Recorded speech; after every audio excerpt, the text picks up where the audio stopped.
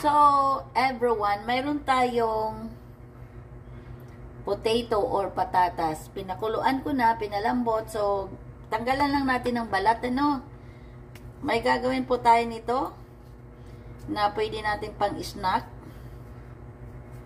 Magugustuhan din ng mga junakis natin. Kung may mga junakis tayo, kahit ng mga adult, magugustuhan din natin. So, pagkatapos natin balatan, mash lang natin. Mash lang natin. Kung may smasher kayo, pwede. Pero kung wala, pwede rin tinidor. No, diba? Mayroon ka naman kaming smasher. Kaya smasher na lang gamitin natin para mas, madali ang buhay. Pagkatapos natin i-smash diyan, ay lagyan lang din natin ng itlog. So, ito na yung itlog. Isa lang ang kailangan natin. Kasi konti lang naman gagawin natin. Nasa inyo kung gaano karami ang gagawin natin. Kaya, depende sa dami lahat ang ilalagay nating itlog. Mga 3 potato lang naman ito na hindi kalakihan ang size. Mga ganitong size lang siya. So, 3 lang yan. Ayan. Smash natin. Halo lang natin ng maigi. So, ayan.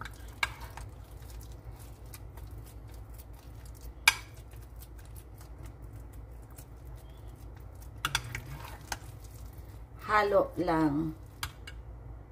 So, lagyan natin ng isang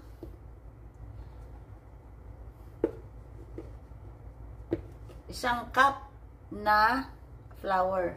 O, yan. Tapos, ihalo lang din natin dito sa ating ingredients na potato. Ihalo lang natin.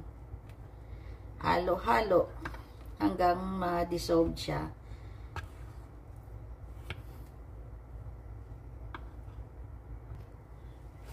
So, dahil kailangan natin gamitan ng kamay, so, nag-gloves tayo. Pero it's up to you kung mag-gloves kayo. Ihalo lang natin siya ng maayos hanggang ma-mix lahat.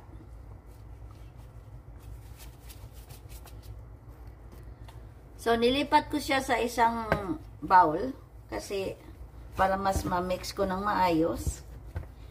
So, ayan na po, makikita yung kaibahan kasi na medyo nahalo na. Need na lang natin ng maigi. Ayan.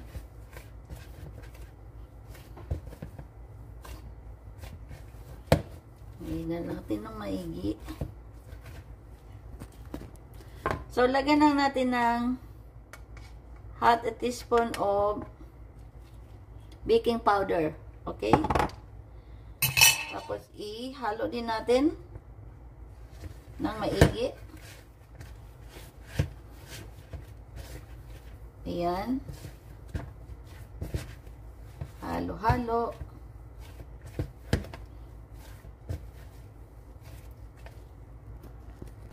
So, konting asin. Konting asin lang naman. Depende rin yun sa kano karami yung ilalagay ninyo. O gagawin, lulutuin. Halo. Ayan. Ayan na po. Kita nyo. Halo na nating maigi.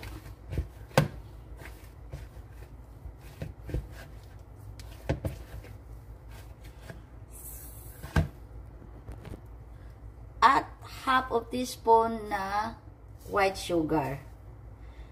Ihalo na naman natin ulit. Dandahan lang ang pag-mix ng mga ingredients para mas manuot yung lasa na maayos ang pagka-mix niya. Kasi nga, mano-mano lang naman ang paggawa natin dito. Mano-mano lang siya. Kaya, unti-unti lang natin ang mga paghahalo ng mga ingredients.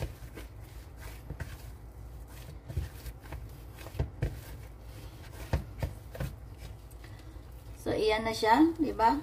Ayun. Ayan, mayroon na tayong dough. Ayan. So, iset aside natin to ng at least 5 minutes lang naman. 5 minutes. Iset aside natin. So, mag-prepare din tayo ng cheese. Kahit anong klaseng cheese. Ito ay mayroon kaming Swiss cheese. At pwede din mozzarella cheese. Kahit anong cheese kung anong available sa inyo.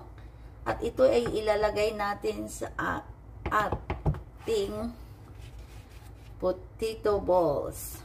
Ayan. So, hiwain lang natin ng ganito. Depende sa kalaki ang ilalagay nyo. So, ang gagawin natin,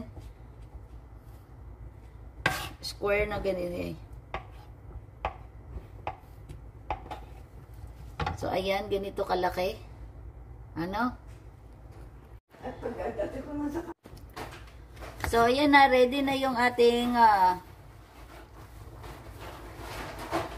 gumawa tayo ng bola, no? So, depende din gaano kalaki ang ilalagay nyo, kung gaano bilog. So, ayan. So, ganito lang. Tapos, lalagyan natin ng cheese sa loob. Pero, maliit ata yung ano ko, hiwa. So, depende sa kalaki. At, ilog lang natin ng ganito. Ayan. Ayan na siya.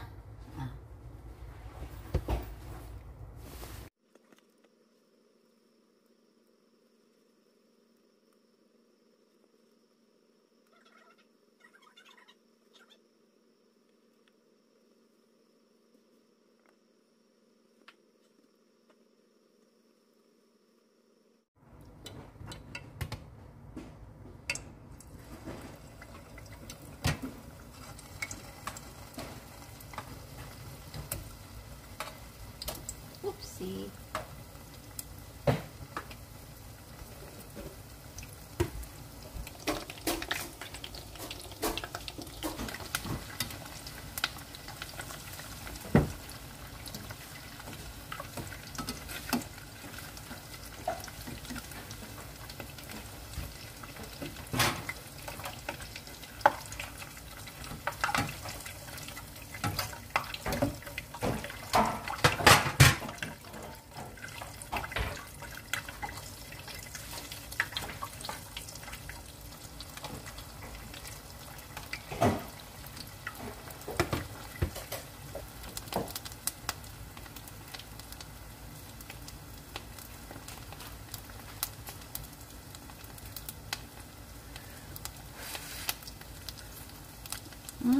Sarap. Ay, sarap, mother.